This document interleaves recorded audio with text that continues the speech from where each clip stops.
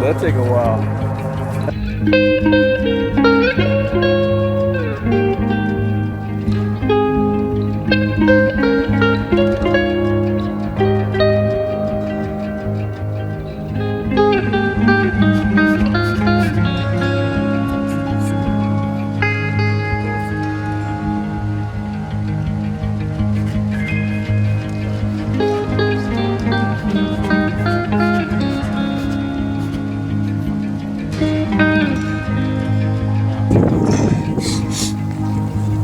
And this is how you come down.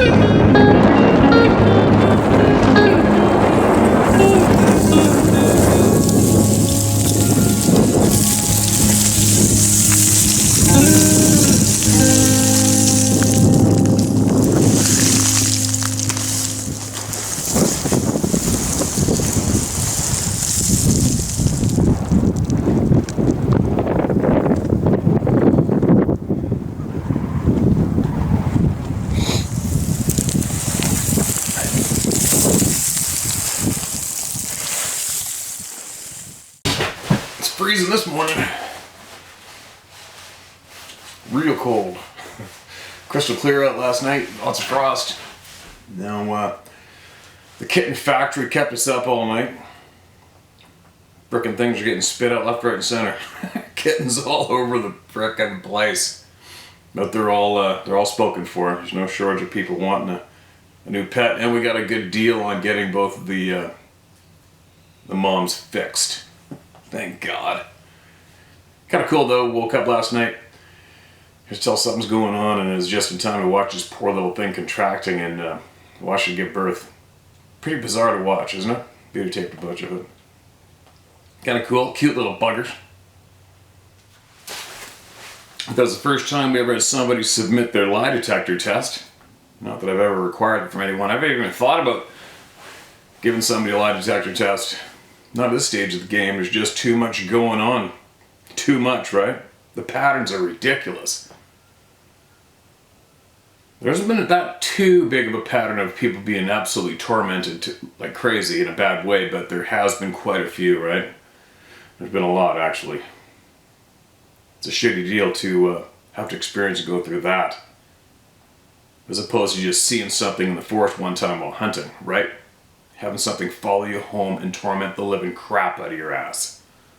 Not good. Right into hearing the voices.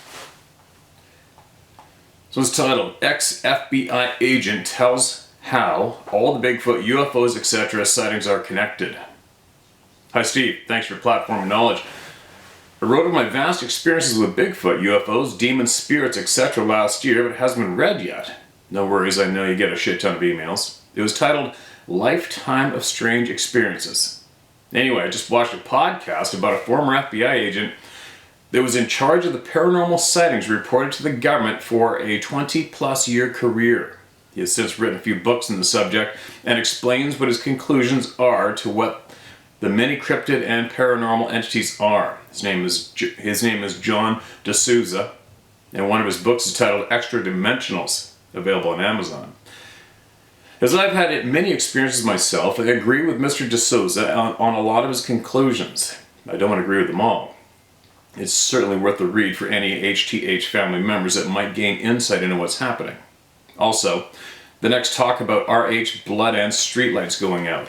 I am O positive, and that has been happening to me since I was 21, but I'm now 63. The streetlights blink out as I pass them one after the other. No, I don't have it on film. Can't drive safely and film at the same time. Most electronic equipment misbehaves when I am near them. Stop working altogether, or TV's changing channel, etc. Been happening my whole life. No biggie. Actually, it would be, if it happens that commonly, then it would be easy to videotape with a friend. Try that one, maybe. If you ever get that War Room studio up and going, I'd love to add my experiences to the HTH family. Crazy stuff, too much to type out here. Thanks for what you do. Keep on keeping on. More than okay to use my name. I've never been afraid to tell anyone the truth about my crazy life. F them if they don't believe me. Take care. Love the whole HTH family. Judith Hayes. Thanks, Judith. Appreciate it, and heads up. And that man is also the guy who was in charge of the 9/11. Right? And told everybody flat out that they did not even find the landing gear from the planes. But they did find the passports. Anyway, another topic. I'll bite my lip. But anyways, if it's happening that often, just throw somebody in the vehicle with you and get them to record. Alright. I'm getting cabin fever in this room, man. I gotta get in the woods so bad, but I'm waiting for that frickin' fuel pump to arrive this morning for Sarah's talk. I cannot believe they made it out of steel on top of a fuel tank where all the salt and grime sits and settles and erodes it to rat shit. Alright, vent over. 2 locations, 2 incidents, one with my small child. Steve, this email address isn't my own. Okay, no problem. My name is Pamela Martz. I'm an avid outdoor sportsman, trapping and hunting instructor with Illinois Department of Conservation. I'm also state and federally certified taxidermist. My husband and I guided hunts for years and hunted and trapped varying locations here in the lower 48. I've followed you and 2 others for a few years now and want to add my stories. Number 1. Occurred in the Cohutta Mountain Range, approximately 5 to 6 miles from the Cisco, Georgia access, cinder-covered / logging road. After a slow winding climb in a 26-foot motorhome pulling a 22-foot trailer loaded with ATVs, etc., we entered the private drive of our friend's primitive hunting camp. My son and husband immediately unloaded their 4-wheelers and set out scouting riding trails, which left myself and 4 to 5-year-old daughter alone. After a 2 hours wait for the return and the 14-hour drive from northern Illinois, we got up to stretch our legs and walk down the steep entrance. It was paved with shot rock the size of goose eggs, so it was slow going. I didn't take a sidearm. About 30 yards into this, I hear footsteps only 15 feet away from us in the brush. That is freaking close. I noticed when we slowed or stopped, they did too. It was broad daylight, and I couldn't see the source through the dense foliage. I knew it wasn't the normal 4-legged shuffle of a wild hog, nor would a bear be there that time of year. Excuse me. I calmly picked up my daughter and returned to camp. Number 2. Occurred in the woods on our farm near the Route 52/64 junction. Excuse me. It was deer season.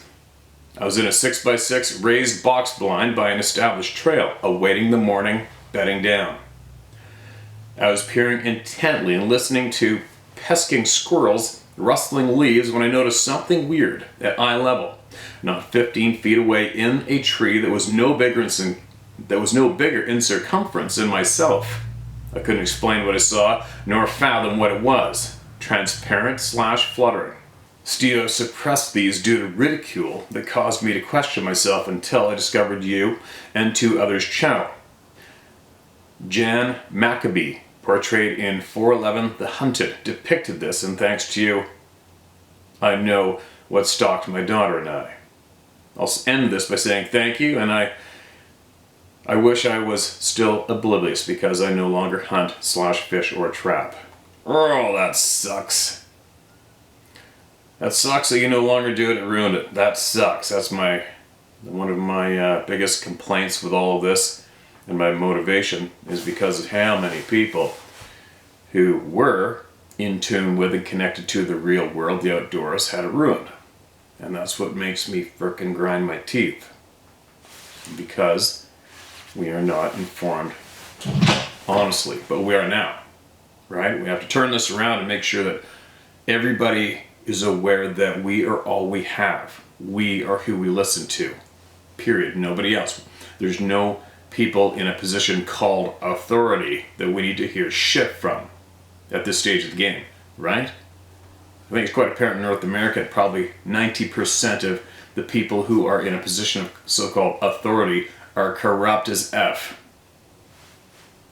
That's just the way it is. So we are all we have. We have to listen to each other. We have to, right?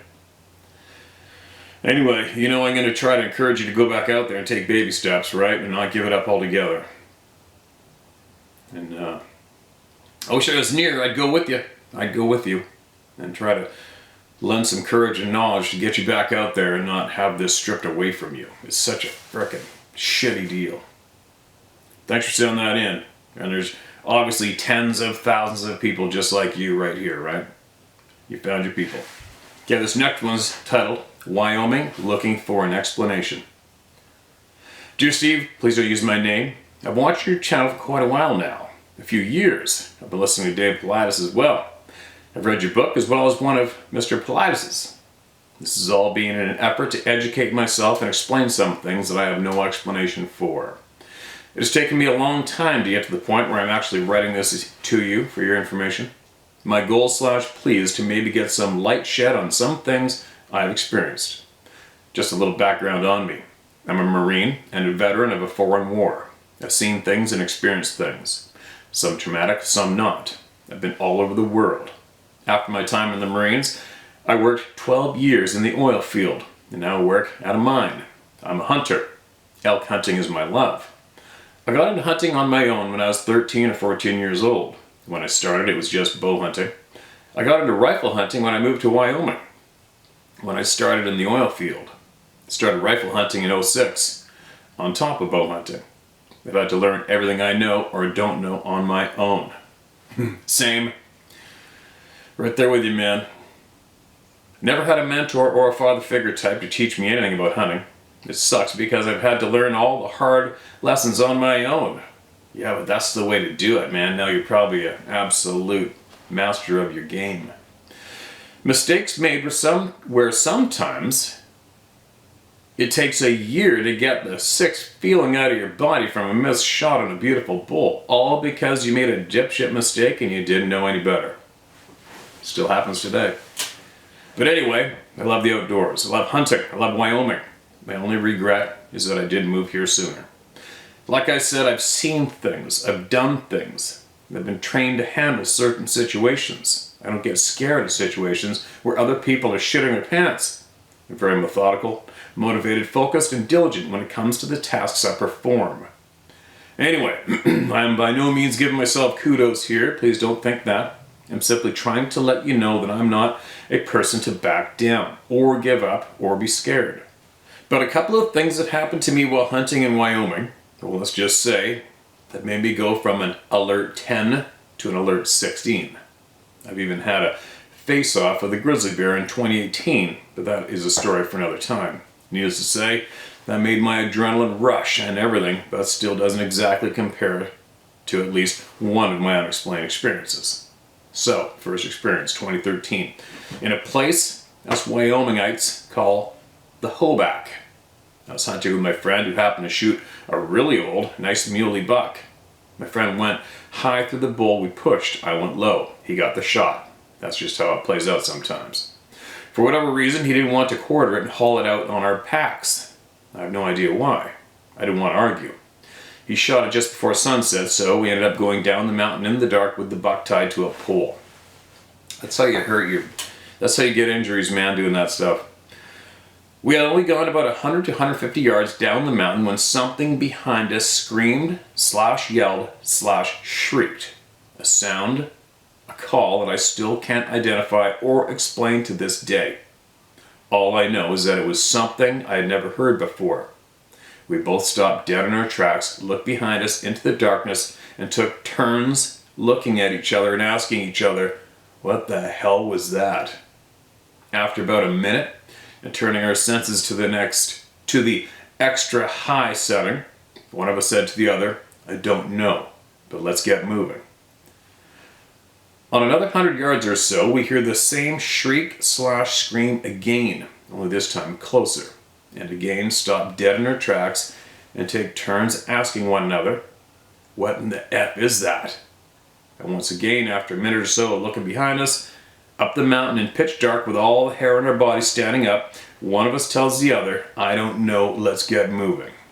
Steve, this happened 2 more times as we continually hurried our pace through the dark and down the mountain, with a big Roman-nosed buck dangling on a pole between us.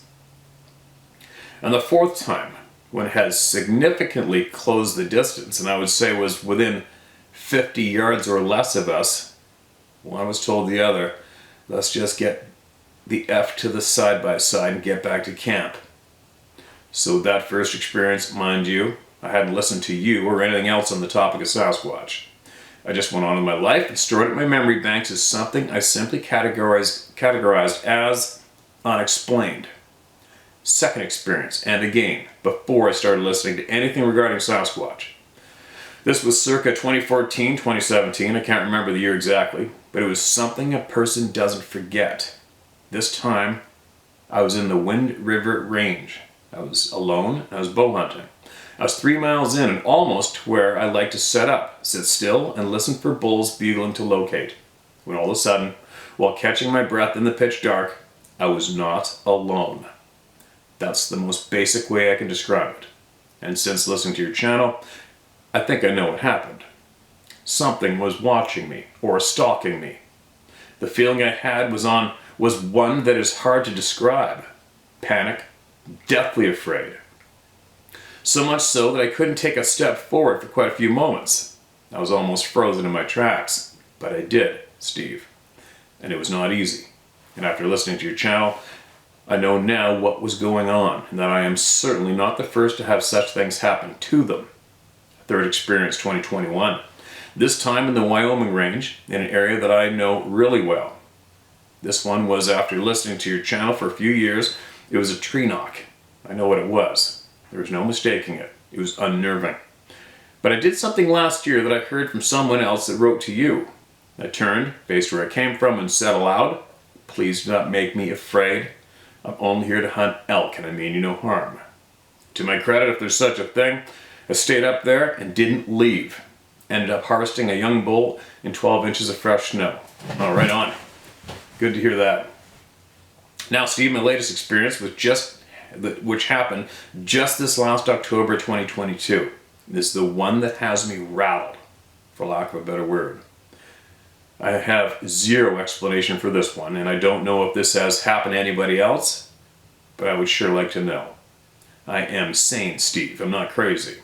I tell the facts how they happened. I don't make up shit for attention. None of us do, man. Gotcha.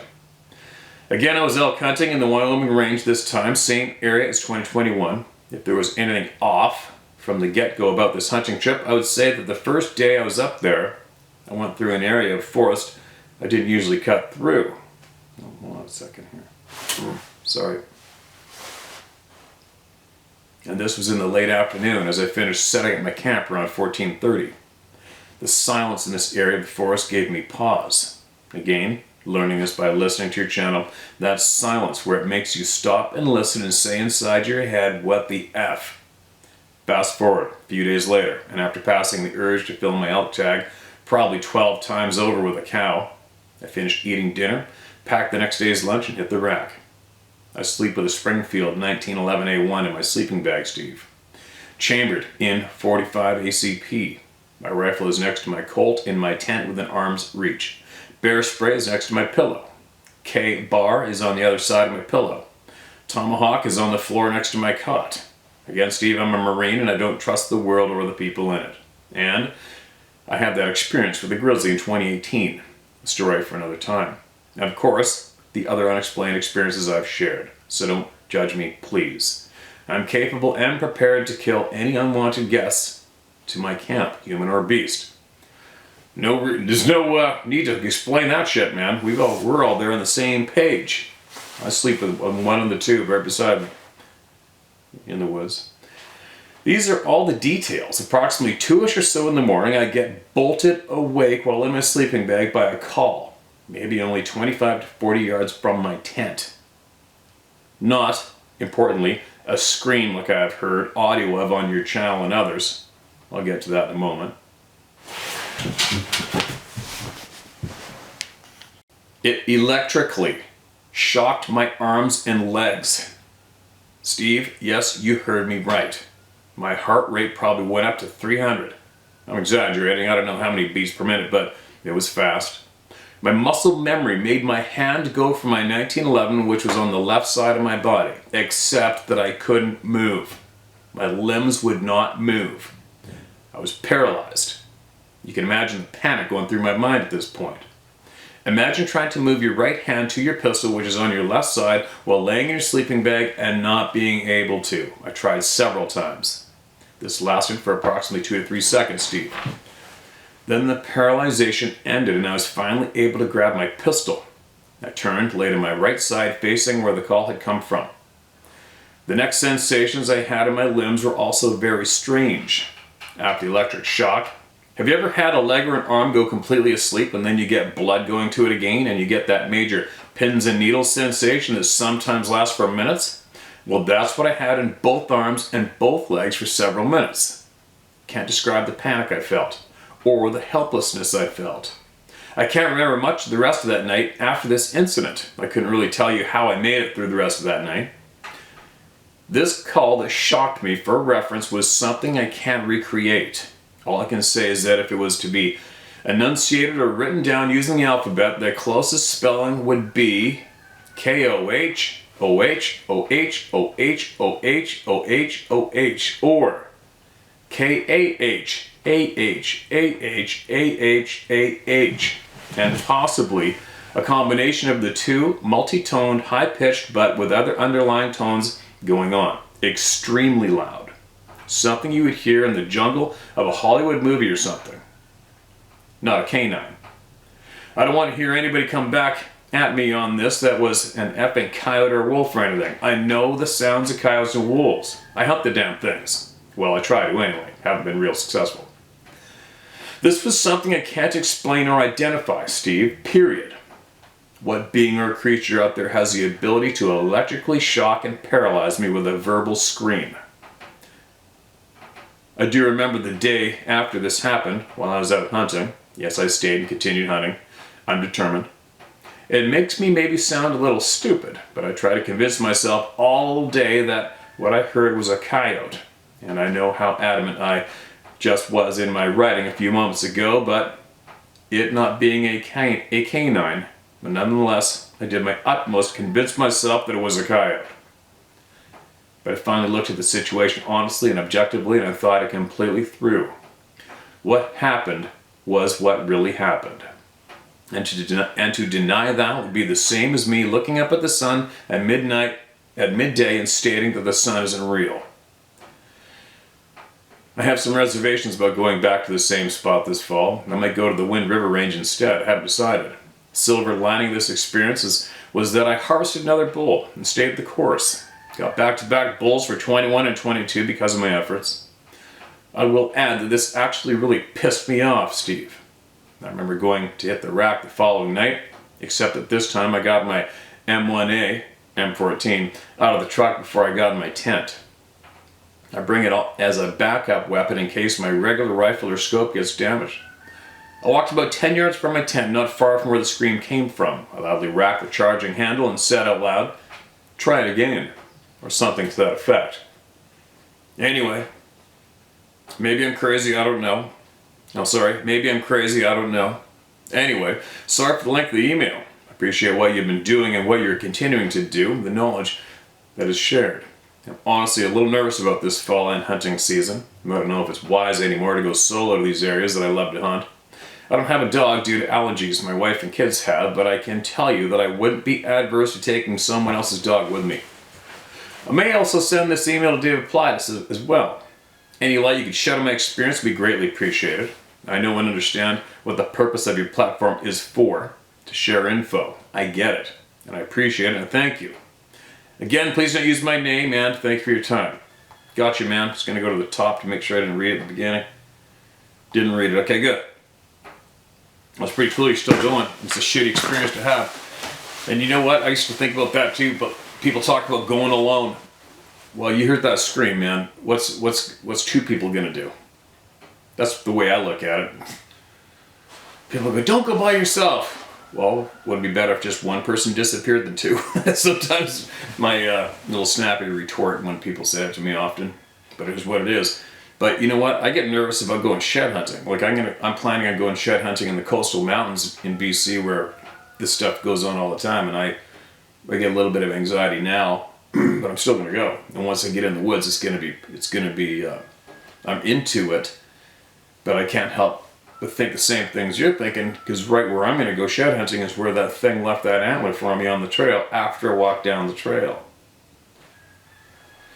Whatever, I'm gonna bring I think I'll bring my dog to that spot though, because the timber is open enough I can get away with using a leash and not getting tangled up like I would in the rainforest here where these other trail cameras are. I gotta go retrieve, but I don't know. Maybe go to the same spot again and feel it out, right? Go with your gut. Go with your gut, feel it out, and take baby steps and feel that stuff. Your intuition tells you. I firmly believe we know the answers to a lot inside us. We just don't know how to pull it out on command. I don't know.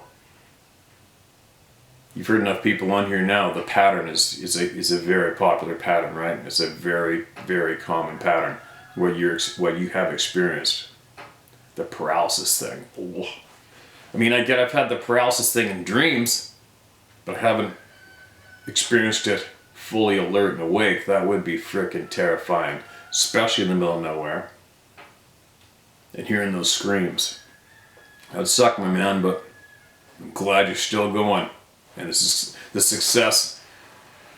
That's freaking awesome.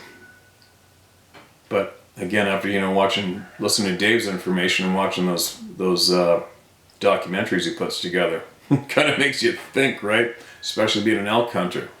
Elk hunters have so many experiences. It's like I tell everybody up north, you want to see a grizzly bear, go to where there's elk. Elk and grizzlies go hand in hand. Unfortunately, it's a very strong pattern that elk and these beings seem to be going in hand too, right? Anyway, keep listening to the people speaking here, right? Just keep listening to the people sharing their knowledge. We're going to learn it all. We're going to learn more as long as people keep sharing, right? Keep listening to each other. Keep speaking openly. This is getting to be really popular, this place here. And people are coming forward every single day after waiting for quite a while. But it's helping. It's helping us understand. But so far, the only answer I can come up with to possibly prevent or be aware is to get in tune with your intuition, your gut feelings, your sixth sense, and absolutely get in tune with yourself. Also, when you're camping alone, an idea would be to put a trail camera on all four corners where you're sleeping or you camp.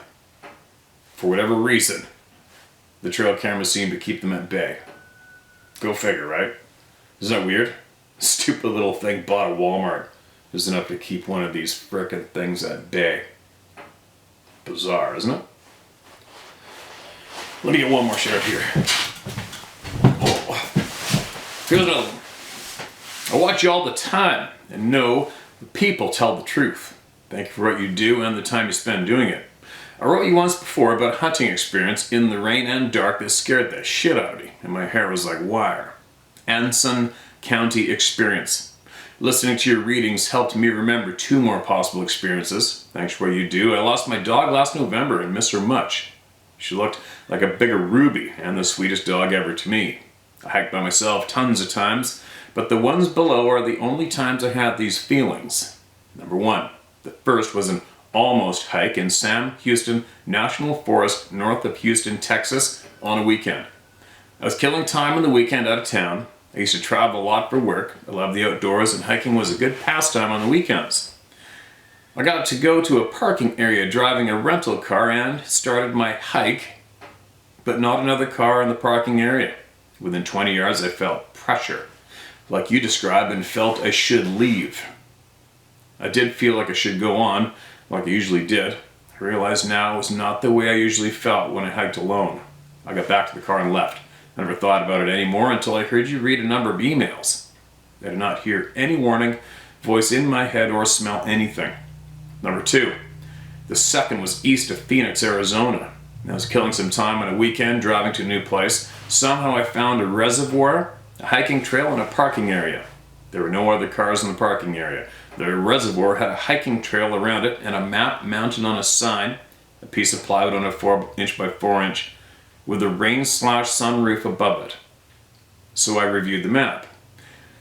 I hiked in about 200 yards in, making sure I stayed on the trail. The area had no trees, just some ground plants and cacti.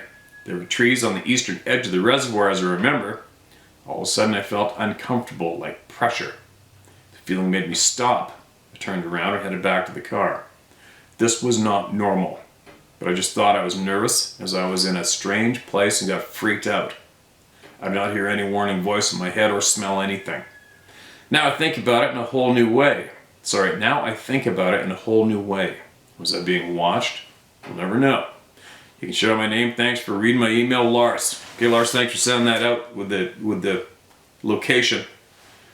Just the location alone, somebody on here might be going, been there and I seen it or seen something. You never know, right? So locations are pretty cool to share here, without a doubt. Excuse me. You know, there's a place called Wedge. The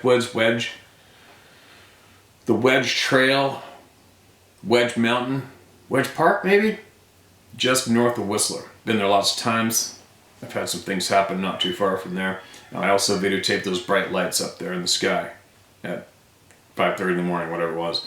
And I know a girl who was training, she's a professional skier, and she would hike that trail all the way up, fast she could with her dog. She had a boxer. She said one time she got to the parking lot, head of the trail, and her dog was freaking the hell out, did not want to get out of the car.